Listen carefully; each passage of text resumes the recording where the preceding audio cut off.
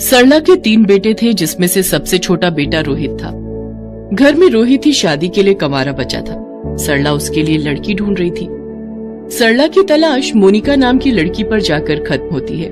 मोनिका दिखने में बेहद खूबसूरत थी, साथ ही दहेज में ढेर सारा सामान भी लाने वाली थी, जिस वजह से सरला मोनिका को बहुत प्यार करती थी। ऐसे ही समय बीतता है। फिर एक दिन सरला अपनी बड़ी बहू कविता से कहती है, अरे बहू जल्दी से काम कर ले, शाम को हमने मोनिका के लिए हार भी लेने जाना है और गहने भी तो देखने हैं उसके लिए। वो तो ठीक है सासू माँ, लेकिन आप छोटी देवरानी के लिए ही शॉपिंग करेंगी या अपनी बड़ी बहू को भी कुछ दिलाओगी? आखिर शादी तो हमारे देवर की है ना। तो जाकर अपने पति से मांग, नहीं तो अपने बाप के घर से लेकर आ। हमने क्या यहाँ पैसों का पेड़ उगाया है? मैं तो अपनी सबसे छोटी बहू, जो कि दिखने में बेहद खूबसूरत है और अच्छे घर से भी है, मेरे लिए खूब सारा दहेज ला रही है। मैं तो उसको ही सब दूंगी।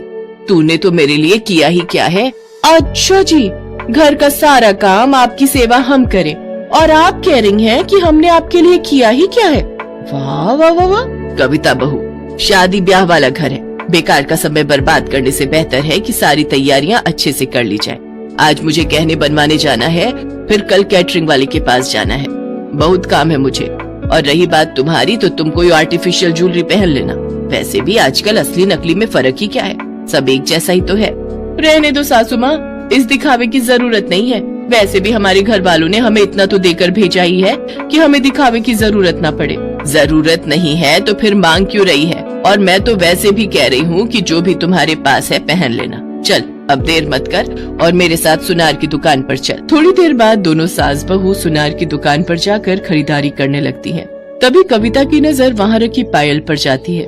वो अपनी सास से धीरे से कहती है, सासू माँ, ये पायल कितनी सुंदर लग रही है, प्लीज मुझे पायल दिला दो, मुझे और कुछ नहीं चाहिए। चुप रह, जब देखो कुछ न कुछ मांगना शुरू कर देती है। मैं यहाँ सिर्फ अपनी नई बहू के लिए शॉपिंग करने आई हूँ, फालतू खर्चा नहीं करना मुझे। सासू माँ, एक पायल की जोड़ी दिला दोगे तो क्या चला जाएगा आपका?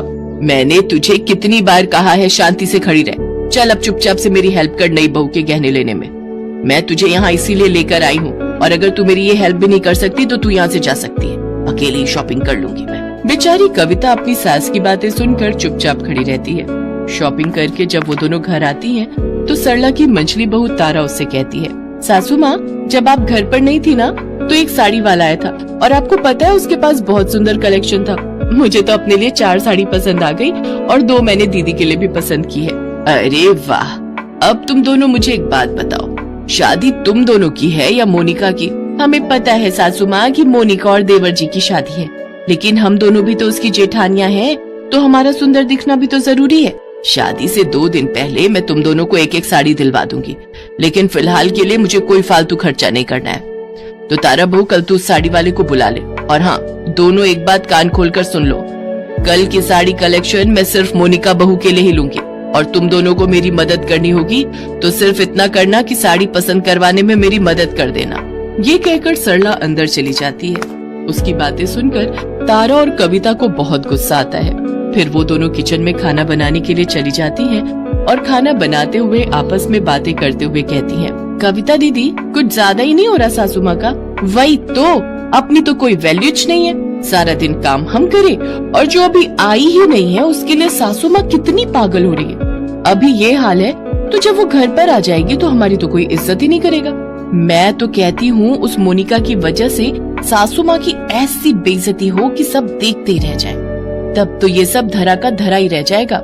वैसे मेरे दिमाग में एक जबरदस्त आइडिया है, अगर सब कुछ प्लान के अकॉर्डिंग ही हुआ तो फिर तो मजा ही आ जाएगा। अच्छा, ऐसी भी क्या बात है, मुझे भी तो बताओ। अच्छा ठीक है, सुन। कविता तारा को सारा प्लान बताती है। कुछ दिन बीत जाते हैं और शादी वाला दिन भी आ जाता है। कविता और तारा दोनों सज धज कर बारात में जाने के लिए तैयार हो जाती हैं। बारात मोनिका के घर पहुंचती है। मोनिका भी लाल जोड़े में लिपट कर मंडप में आ जाती है। मोनिका के गहने देखकर सभी मेहमानों के होश उड़ जाते हैं। सरला ने बहुत ही भारी भरकम जेवर अपनी सबसे छोटी बहू के लिए बनवाए थे, लेकिन कविता और तारा को ये देखकर बहुत जलन होती है, और आखिरकार मोनिका और रोहित की शादी हो जाती है। मोनिका शादी करके अपने ससुराल आती है, तो सरला कहती है, ये है मेरी मोनिका बहू, जो दिखने में मेरी दोनों बहुओं से ज्यादा खूबसूरत है। और शादी में जो गहने मैंने दिए हैं वो तो इसकी खूबसूरती पर 4 चांद लगा रहे थे। ओले मेरी प्यारी बहू अब थक गई होगी। अरे ओ दोनों बहुओं, मेरी छोटी बहू के लिए कुछ खाने के लिए बना दो, और मोनिका बहू तू अपने कमरे में जाकर आराम कर, तब तक ये दोनों कुछ बना कर ले आएंगी तुम्हारे लिए। गुस्से में बड़बड़ाते हुए कविता और तारा किचन में चली जाती हैं और मोनिका के लिए खाना बनाती हैं। फिर वो दोनों खाना बनाकर मोनिका को खाने के लिए देती हैं, लेकिन खाना खाने के आधे घंटे बाद ही मोनिका को बहुत तेज दस्त लग जाते हैं। वो बार बार शौचालय आती जाती है। शाम को सभी रिश्तेदार मोनिका की मुंह दिखाई के लिए आते हैं, लेकिन तबीयत खराब होने के कारण वो बाहर नहीं जा पा रही थी। ये देखकर सरला बहुत गुस्सा होती है और वो मोनिका से जाकर कहती है, ये सब क्या है मोनिका? सब रिश्तेदार तेरी मुंह दिखाई के इंतजार में बैठे हैं और तू है कि बाहर आने का नाम ही नहीं ले रही। सासू माँ मुझे माफ कर दो, लेकिन मैं बाहर नहीं आ सकती। लेकिन हुआ क्या है? सासू माँ मेरी तबीयत बिल्कुल भी ठीक नहीं है, मुझे दस्त लग गए और बार बार मुझे हल्का होने के लिए शौचालय जाना पड़ रहा है। उधर कविता और तारा अपने कमरों में बैठकर मोनिका को परेशान होता देख इस बात का आनंद ले रही होती हैं। वो दोनों आपस में मोनिका की हालत को लेकर बातें कर रही होती हैं कि तभी वहाँ सरला आ जाती है और उन दोनों की सारी बातें सुन लेती है। ओह, तो ये सब तुम दोनों का किया धरा है। बेशर्मो, तुम दोनों को जरा भी शर्म नहीं आई ये सब करते हुए? इस मोनिका ने तुम दोनों का क्या बिगाड़ा था?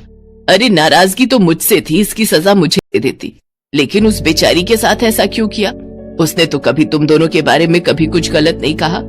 तुम दोनों को कोई अंदाजा भी है तुम्हारी इस हरकत की वजह से उस बेचारी की तबीयत कितनी ज्यादा खराब हो गई है? इसके बाद सरला मोनिका की मुंह दिखाई कुछ दिनों के लिए टाल देती है और डॉक्टर को बुलाकर मोनिका को दवाई दिलवाती है। हफ्ते भर बाद मोनिका पूरी तरह से ठीक हो जाती है। कविता और तारा को अपनी गलती का एहसास होने लगता है और फिर वो दोनों मोनिका से माफी मांगती हैं। फिर वो सभी हंसी खुशी एक दूसरे के साथ